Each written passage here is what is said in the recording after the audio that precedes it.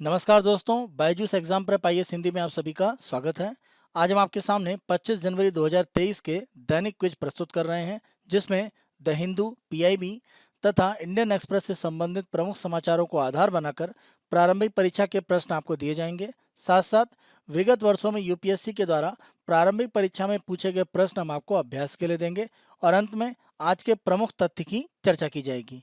तो आज के सत्र को प्रारंभ करते हैं और आज का सबसे पहला प्रश्न अगर हम देखें तो भारत की त्रिसेनाओं के द्वारा मिलकर एक जो युद्ध अभ्यास किया गया है उसके संदर्भ में है एमफैक्स क्या है। तो एमफैक्स आप ध्यान रखें, भारत में नौसेना, थल सेना और वायुसेना उनका संयुक्त रूप से मिलकर एक अभ्यास है जो अभी 2023 का संचालित किया गया है।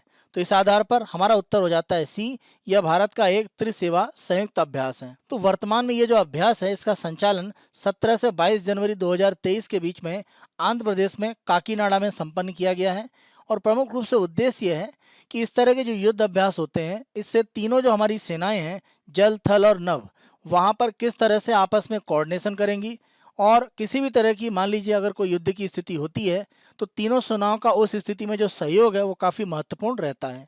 तो इसके लिए इस तरह के जो अभ्यास होते हैं वो काफ़ी महत्वपूर्ण हैं। और आप ध्यान रखें, भारत में जब हम युद्ध अभ्यासों की बात करते हैं तो ये सबसे बड़े युद्ध अभ्यासों में से एक है। आज का दूसरा प्रश्न हम देखते हैं, नोरो वायरस के संबंध में कौन सा कथन सत्य है।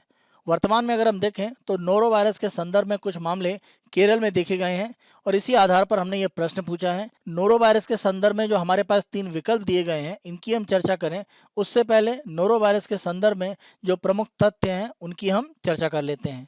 तो नोरो वायरस के संदर्भ में आप ध्यान रखें कि पिछले 50 वर्ष से ये जो वायरस है ये एक तरह से सक्रिय रूप में अलग अलग जगह पर प्रभाव डाल रहा है और माना जाता है कि जितनी भी गैस्ट्रोएंटेराइटिस की समस्याएं होती हैं उनके लिए प्रमुख रूप से ये कारक होता है। इस वायरस के कारण प्रमुख रूप से आप देखें, माना जाता है कि जो भी पेट संबंधी समस्याएं होती हैं उससे वैश्विक स्तर पर लगभग 2 लाख लोगों की मृत्यु होती है। नोरा वायरस से जिन लोगों की मृत्यु हुई है उनमें आप ध्यान रखें 5 वर्ष से कम आयु के बच्चे और 65 वर्ष से अधिक आयु के बुजुर्ग लोग हैं। इस आधार पर हम कह सकते हैं कि इस बीमारी का प्रमुख रूप से जो प्रभाव है वो तभी होता है जब आपके रोग प्रतिरोधक क्षमता थोड़ी कम रहती है। तो बच्चों में और बुजुर्गों में ये स्थितियां थोड़ी सी देखी जाती हैं और इसी कारण से वहां पर मृत्यु की स्थिति ज्यादा है। सामान्य तौर पर आप देखें कि सर्दियों में और जहां पर तापमान एक तरह से कम रहता है उन देशों में ये ज्यादा प्रभावी है और इसीलिए ठंडे देशों में ये होता है। इसको विंटर वोमिटिंग डिजीज के नाम से भी जाना जाता है। वर्तमान में इसके जो मामले हैं वो प्रमुख रूप से केरल में देखे जा रहे हैं। नोरा वायरस का अगर प्रभाव रहता है तो इससे डायरिया, पेट दर्द, उल्टी, साथ साथ जुकाम जैसी स्थिति, उच्च तापमान, शरीर में दर्द और साथ साथ सर दर्द जैसी स्थितियां बन सकती हैं। यहाँ पर आप ध्यान रखें, नोरा वायरस भारत में बहुत कॉमन रूप में नहीं है, बहुत सामान्य तौर पर नहीं पाया जाता है। लेकिन अगर हम केरल में वर्तमान इसके इन्फेक्शन देख रहे हैं तो उसका कारण ये है कि केरल में जो भी एक तरह से अलग अलग बीमारियां हैं उनके जो प्रभाव हैं तो उनकी जांच बहुत बेहतर तरीके से की जा रही है। तो स्वास्थ्य तंत्र काफी मजबूत है, तो अलग अलग वायरस के जो प्रभाव हैं उनको अलग से एक तरह से यहाँ पर पहचाना जा सकता है जो कि अनुसंधान के माध्यम से किया जा रहा है। और इसी कारण से आप देखें नोरा वायरस का ये जो मामला है वो प्रमुख रूप से केरल में मिला है। नोरा वायरस का केरल में कोई बड़े पैमाने पर प्रभाव है ऐसा नहीं है। और आप ध्यान रखें, इसको रोकने का तरीका ये है कि जो भी एक तरह से हमारा भोजन है उसमें प्रमुख रूप से ये वायरस पहुंचता है।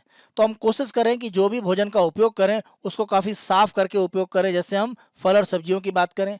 और इस वायरस के बारे में है कि ये 60 डिग्री सेल्सियस का तापमान सह सकता है, यानी जो भी हम भोज्य पदार्थ उपयोग करें उसे उच्च तापमान पर पकाने के बाद ही उपयोग करें। सैनिटाइजर उतना प्रभावी नहीं है, लेकिन 20 सेकंड तक अगर हम हैंड वॉश करते हैं तो ये काफ़ी हद तक जो इन्फेक्शन है उसको फैलने से रोकता है। तो हमने जो नोरा वायरस की चर्चा करी उसके संदर्भ में अब हम तीनों कथन को देखते हैं। यह भोजन को साझा करने से फैलता है, पहला विकल्प बिल्कुल सही है। दूसरा, यह आंत्रशोथ यानी गैस्ट्रोएंटेराइटिस का कारण बनता है, यह कथन भी सत्य है। तीसरा, यह सर्दियों के दिनों में अधिक होता है, यानी कम तापमान में यह ज़्यादा तेजी से आगे बढ़ता है। तीनों विकल्प सत्य हैं, इसीलिए हमारा उत्तर हो जाता है डी, 1, 2, 3 तीनों सत्य हैं। आज का तीसरा प्रश्न हम देखते हैं, इनमें से कौन सा या से कथन सही हैं यह हैं। पहला, डीजीसीए भारत सरकार की एक स्वतंत्र एजेंसी है। यह देश में नागरिक वायु सुरक्षा मानकों को लागू करता है। देखिए, जब हम डीजीसीए की बात करते हैं तो directorate general of civil aviation यानी नागरिक उड्डयन महानिदेशालय, उसके संदर्भ में प्रमुख रूप से दोनों विकल्प पूछे गए हैं। अगर हम डीजीसीए के संदर्भ में प्रमुख तथ्यों को देखें उसके आधार पर प्रमुख रूप से हम दोनों अपने विकल्प उनके बारे में अनुमान लगा सकते हैं। यहाँ पर जब हम डीजीसीए की बात कर रहे हैं, directorate general of civil aviation नागरिक उड्डयन महानिदेशालय, यह प्रमुख रूप से अगर हम देखें तो हमारा जो नागरिक उड्डयन मंत्रालय है उसी का एक तरह से अटैच्ड ऑफिस है, यानी उसके साथ जुड़ा हुआ एक कार्यालय है। यह स्वतंत्र संस्था के रूप में कार्य नहीं करता है। और प्रमुख रूप से आप देखें तो यह एक तरह की नियामक संस्था है। नियामक संस्था का मतलब यह है कि इसके द्वारा प्रमुख रूप से जो भी हमारे यहाँ वायु यातायात है उसके संदर्भ में जो सुरक्षा मानक है उसकी प्रमुख रूप से जिम्मेदारी देखी जाती है। यानी जो भी हमारे यहाँ एयर ट्रांसपोर्ट है उसमें जो भी सुरक्षा के मानक हैं, जो भी एयर रेगुलेशन है, उनको एक तरह से देखना, और जो मानक है वो सही रूप में लागू हो रहे हैं और वैश्विक मानक के साथ में है या नहीं है उसकी भी कहीं ना कहीं इसके द्वारा निगरानी की जाती है। और ये कोऑर्डिनेट करता है, अगर हम बात करते हैं इंटरनेशनल सिविल एविएशन ऑर्गेनाइजेशन, तो अंतर्राष्ट्रीय स्तर पर जो नागरिक उड्डयन संगठन है उसके जो भी मानक हैं उनके साथ में एक तरह से प्रमुख रूप से कोऑर्डिनेट करने का काम भी इस डीजीसीए के द्वारा किया जाता है। ध्यान रखें इसका मुख्यालय नई दिल्ली में है और वायु यातायात से संबंधित सुरक्षा मानकों को लेकर अलग अलग जो रीजनल ऑफिस हैं वो भारत के अलग अलग क्षेत्रों में स्थित हैं। डीजीसीए के द्वारा प्रमुख रूप से आप देखें एयर इंडिया को दिसंबर में जो उनकी फ्लाइट थी उसके संदर्भ में जो भी घटनाएं हुई उसको उन्होंने डीजीसीए को नहीं बताया, और खास तौर से डीजीसीए की जो इंटरनल कमेटी है उसको बताने की आवश्यकता थी वो उन्होंने पूरा नहीं किया, और इसके लिए एयर इंडिया पर फाइन लगाया गया है। डीजीसीए के द्वारा वायु यातायात में सुरक्षा मानकों का जो पालन किया जाता है उसको कहीं ना कहीं आप देखें तो एयर इंडिया की तरफ से उल्लंघन किया गया।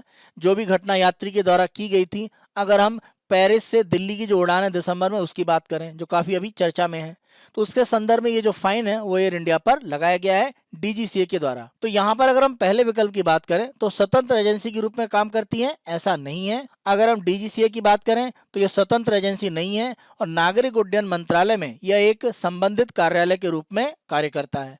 दूसरा विकल्प जरूर सत्य है, यह देश में नागरिक वायु सुरक्षा मानकों को लागू करता है। तो केवल दो विकल्प सही हैं, इसीलिए हमारा उत्तर है बी, केवल दो सत्य हैं। आज के चौथे प्रश्न को हम देखते हैं, कौन सा या कौन से कथन सत्य हैं। यह है पहला, वर्ष 2024 को संयुक्त राष्ट्र द्वारा मोटे अनाजों का अंतर्राष्ट्रीय वर्ष घोषित किया गया है। दूसरा, भारत दुनिया में मोटे अनाजों का सबसे बड़ा उत्पादक है।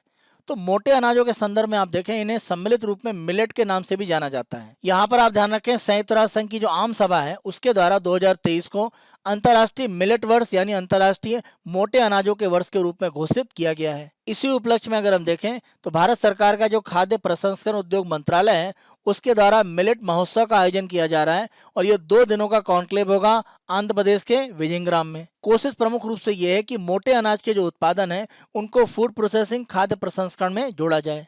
और इस तरह का जो मिलेट महोत्सव है वो 20 राज्यों में 30 जिलों में एक तरह से मनाया जा रहा है जहां पर मोटे अनाज का उत्पादन प्रमुख रूप से किया जाता है। आप ध्यान रखें जब हम मिलेट की बात करें तो 130 देशों में इसका उत्पादन होता है और माना जाता है कि परंपरागत रूप में जो मोटे अनाज हैं वो एशिया और अफ्रीका महाद्वीप में लगभग आधे बिलियन लोगों के भोजन का प्रमुख आधार है।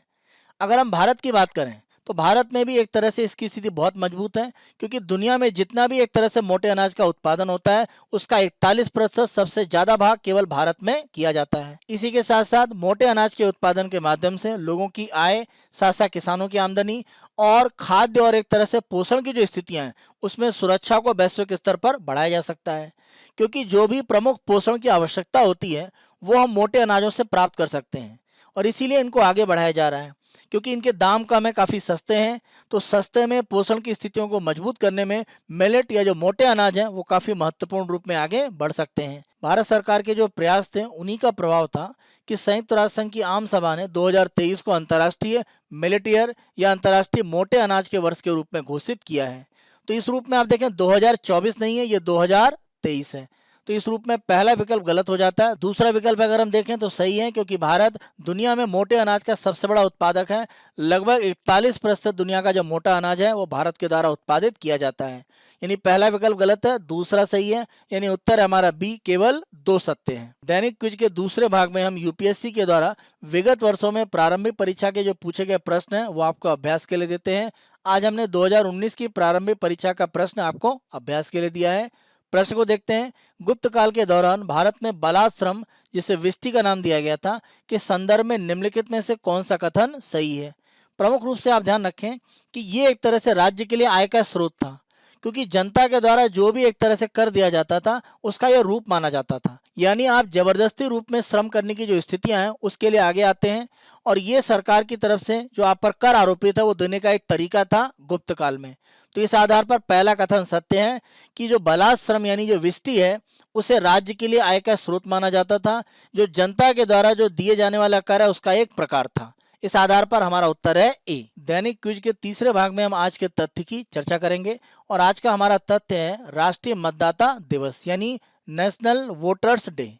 तो प्रमुख रूप से आप देखें यह 25 जनवरी को प्रत्येक वर्ष मनाया जाता है और यहाँ पर आप देखें तो इस वर्ष 2023 में हम 13वें राष्ट्रीय मतदाता दिवस को मना रहे हैं। राष्ट्रीय मतदाता दिवस के माध्यम से कोशिश ये है कि चुनाव प्रक्रिया को उत्सव के रूप में और समावेशी बनाया जाए और इस माध्यम से ये एक तरह से भावना लाई जाए कि लोग इसमें भाग लें, जिससे कि राष्ट्रीय विकास की जो स्थितियां हैं वो अपनी भागीदारी मतदान के माध्यम से सुनिश्चित कर पाएं। क्योंकि आप जब मतदान करते हैं उसके माध्यम से जो व्यक्ति चुनकर जाता है वो कहीं ना कहीं निर्धारित करेगा कि देश का विकास किस दिशा में और कैसे हो पाएगा। तो कहीं ना कहीं राष्ट्र निर्माण में मतदान की जो स्थिति है वो काफी महत्वपूर्ण है। अगर हम 2023 के राष्ट्रीय मतदाता दिवस की बात करें तो इस बार का थीम है nothing like voting, I vote for sure, यानी वोटिंग बेमिसाल, मैं अवश्य वोट देता हूं। तो इसका थीम अगर हम देखें तो हिंदी में यह भी कहा गया है वोट जैसा कुछ नहीं, वोट जरूर डालेंगे हम। तो यहाँ पर अगर हम वर्तमान में थीम देखें तो एक टिक का निशान लगा हुआ है, साथ साथ आप देखें कि एक व्यक्ति का हाथ है जिस पर जो हम वोट देते हैं तो जो इंक लगाई जाती है, जो स्याही लगाई जाती है, उसका निशान बना हुआ है। राष्ट्रीय मतदाता दिवस 2023 का जो सिंबल लिया गया उसको अगर हम देखें तो अशोक चक्र यहाँ पर एक तरह से बना हुआ है। अशोक चक्र के माध्यम से दुनिया के सबसे बड़े लोकतंत्र का प्रतिनिधित्व होता है और स्याही लगी जो उंगली है उसके माध्यम से हम देखें तो भारत के प्रत्येक मतदाता की जो भागीदारी है चुनाव में उसको कहीं ना कहीं हम दर्शाते हैं। और टिक मार्क जो लगा हुआ है वो प्रमुख रूप से ये दर्शाता है कि जो भी मतदाता है उसका जो निर्णय है वो एक तरह से सूचित हो चुका है कि उसने मतदान किया है। तो यहाँ पर आप ध्यान रखें, कोशिश यही है कि जो भी मतदान की प्रक्रिया है उसमें लोग अवश्य भाग लें। सामान्य तौर पर होता यह है कि मतदान के दिन को हम छुट्टी के रूप में मना लेते हैं और जो हमारी देश के प्रति एक जिम्मेदारी है उससे हम पीछे हट जाते हैं।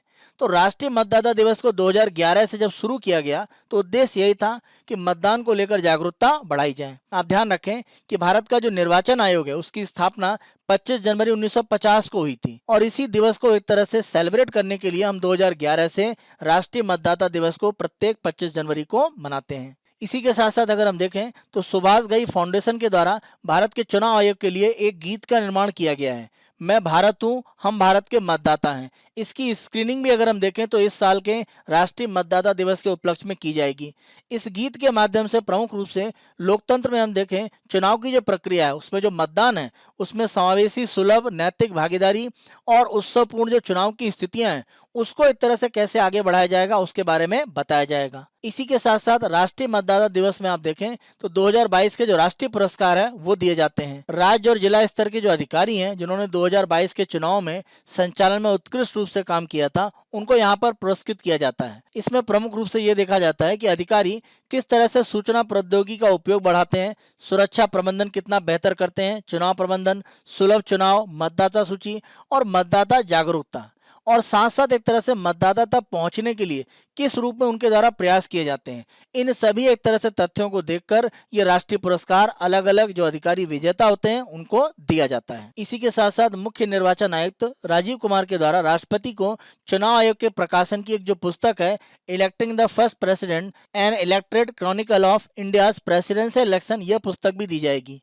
तो ये आप देखें अपने तरह का पहला प्रकाशन है जो भारत के चुनाव आयोग के द्वारा किया जाएगा और इसमें राष्ट्रपति चुनाव की जो ऐतिहासिक यात्रा है उसको बताया गया है, यानी पिछले 16 राष्ट्रपति के चुनाव की जो स्थिति है उसके संदर्भ में पूरी चुनाव प्रणाली और जो संवैधानिक प्रावधान है उनकी बारीकियों को इस पुस्तक में एक तरह से दर्शाया गया है। तो ये भारतीय चुनाव आयोग के द्वारा प्रकाशित की जा रही है, तो ये इस तरह का पहला प्रकाशन है। इसे भी इस वर्ष के राष्ट्रीय मतदाता दिवस पर लॉन्च किया जाएगा और महामहिम राष्ट्रपति को यह पुस्तक भेंट की जाएगी। ये हमारा 25 जनवरी 2023 का दैनिक क्विज है। हमारी इस पहल को आप बहुत अधिक पसंद कर रहे हैं। अधिक से अधिक संख्या में लाइक करें, शेयर करें और अभी तक अगर आपने हमारे YouTube चैनल को सब्सक्राइब नहीं करा है तो हमारे YouTube चैनल को आज ही सब्सक्राइब करें। आज के सत्र को समाप्त करने से पूर्व आप सभी अभ्यर्थियों के लिए एक महत्वपूर्ण सूचना है। Byju's exam prep IAS Hindi के द्वारा जो द हिंदू का लाइव रूप में समाचार विश्लेषण प्रसारित किया जाता है वह कल यानी 26 जनवरी के उपलक्ष्य में प्रसारित नहीं किया जाएगा। इसी के साथ साथ कल हम दैनिक क्विज का संचालन भी नहीं करेंगे। तो ये दोनों ही जो हमारी पहल हैं कल के दिन में नहीं होंगी। 27 जनवरी को पुनः जो भी पहल है उनको उसी रूप में आगे बढ़ाया जाएगा। आप सभी को आगामी 26 जनवरी के गणतंत्र दिवस की हार्दिक शुभकामनाएं। धन्यवाद।